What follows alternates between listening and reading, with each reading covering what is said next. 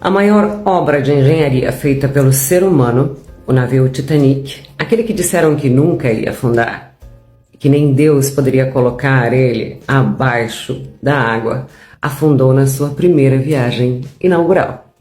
E como sempre, conhecemos aí as histórias pelos filmes, né? Sempre muito românticos e que só querem faturar nos cinemas. Mas o Titanic não é uma simples história de amor trágico. E é essa história que não fecha, que dizem os físicos que é pura física, que a gente vai ver agora. Dizem alguns estudiosos, né, que a versão oficial aí, que o Titanic roçou e não bateu contra um iceberg, que produziu aí no Titanic, ao passar pelo seu casco um rasgo de 121 metros de largura, é quase que impossível. Dizem os físicos que o gelo de um iceberg jamais poderia produzir uma greta assim tão grande num casco de um navio com duplo ferro. E ao investigar um pouco mais, começam as surpresas do Titanic, que não era o Titanic. O Titanic tinha um irmão gêmeo, um pouco menos luxuoso, que se chamava Olympic. Ele foi fretado meses antes do seu irmão Titanic e eram de propriedade de J.P. Morgan. Olympic já funcionando e capitaneando pelo mesmo capitão Smith, que seria depois o capitão do falso Titanic, teve um duro acidente com um buquer inglês e que causou no Olympic, o irmão gêmeo do Titanic, danos estruturais muito graves e irreparáveis, que quase o converteu em lixo marítimo. E aí vem uma coisa interessante. O Olympic não tinha nenhum seguro e foi o culpado do acidente. Então teve que pagar por todos os danos. Outra parte da história agora. Em 1911, os dois barcos estavam juntinhos, lado a lado, Olympic e seu irmão Titanic, no mesmo porto, em Belfast.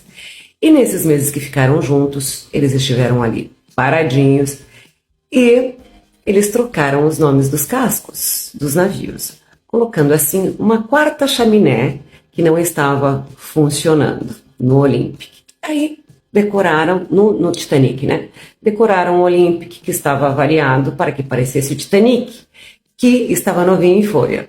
E na viagem inaugural, ao invés de sair o novo Titanic, saiu o velho Olympic, completamente avariado e completamente escorado, se fazendo passar pelo novo Titanic, seu irmãozinho.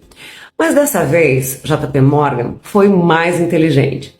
Fez o seguro e a companhia cobriu em $5.000. Na época, claro, o seguro não sabia, né, que estava cobrindo aí um barco completamente avariado. Pensou que estava cobrindo um barco completamente novo. Enquanto o Titanic novo saiu para trabalhar com o nome de Olympic. E assim seguiu com o nome de Olympic até 1935, trabalhando sem problema nenhum. Bom, sabemos agora das trocas. Agora, uma outra parte da história impressionante, que 5 dias antes de o falso Titanic sair para o mar, saiu outro barco chamado SS California, do mesmo dono, J.P. Morgan, carregado de muitas mantas e também de roupas quentinhas, e ficou ali ancorado no ponto onde iria acontecer o desastre. Interessante, estranho, não é? É curioso também que antes que saísse o Olympic travestido de Titanic, estivessem o pessoal ali retirado muitos barcos salva-vidas e também retiraram quase a metade dos jalecos salva-vidas. Impensável também é que o capitão, com 25 anos de experiência e perfeito conhecedor da rota, se desviasse do seu destino e mandasse 7 alertas por icebergs. Isso para os espertos na navegação é muito raro. E também ainda que o vigia não disponha no momento da sua principal ferramenta, gente, o binóculo. Raro, não é? Chega a ser bizarro, chega a ser ridículo. O navio ainda não tinha rádio. Um navio tão grande, como? Ficou sem funcionar o rádio horas antes do acidente. Também é muito estranho e quase improvável que, ao invés de lançar luzes vermelhas de alarme, lançassem as luzes brancas de festa. É um erro primário. E mais, quem, em uma viagem inaugural, cheia de imprensa, de jornalistas e convidados especiais, não fizesse nenhuma foto da tragédia? É um pouco absurdo, não é? Nenhum corajoso estava ali presente? Sim, conseguimos imagens de um único sobrevivente. São as únicas imagens de dentro do Titanic que dizem ser real.